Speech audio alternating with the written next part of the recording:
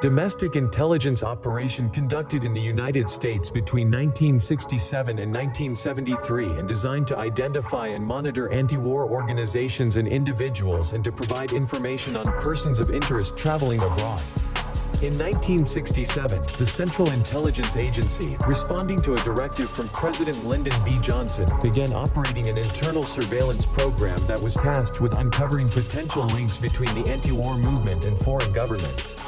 Richard Helms, CIA director from 1966 to 1973, launched the initiative and gave broad authority to his chief of counterintelligence, James Jesus Angleton, to conduct surveillance and gather information on individuals and organizations that might have had ties to overseas governments.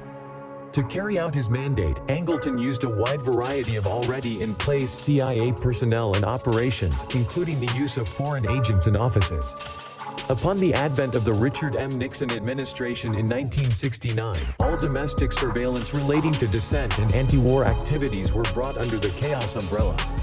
Nixon had a visceral dislike for the counterculture and anti-war movements and was convinced that enemies of the United States, and even of his administration, had infiltrated these activities and were giving them aid and support. Soon some 60 CIA agents working abroad were conducting surveillance on U.S. citizens abroad, using electronic eavesdropping as well as physical surveillance to gather information on persons of interest. Clandestine surveillance in the United States also picked up in the early 1970s.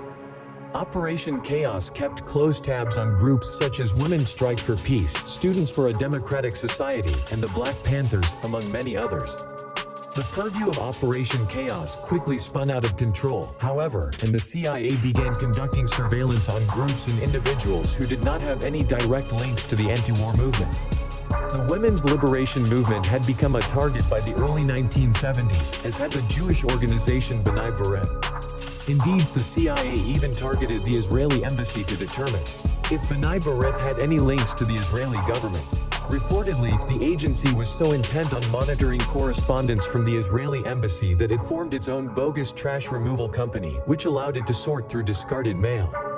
In his first report to President Johnson in November 1967, Helms reported that Operation Chaos had found no substantial links between anyone in the anti-war movement and foreign governments.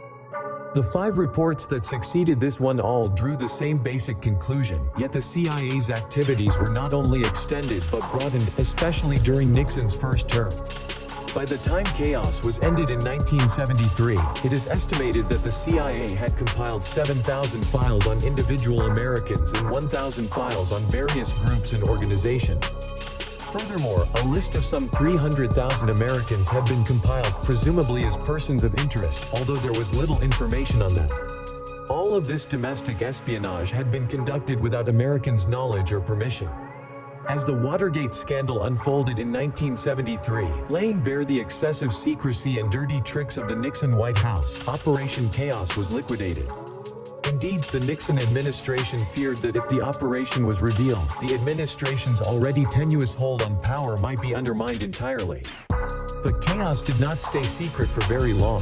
On December 22, 1974, just 4 months after Nixon's forced resignation from office, the investigative reporter Seymour Hersh revealed the basic outlines of Operation Chaos in the New York Times.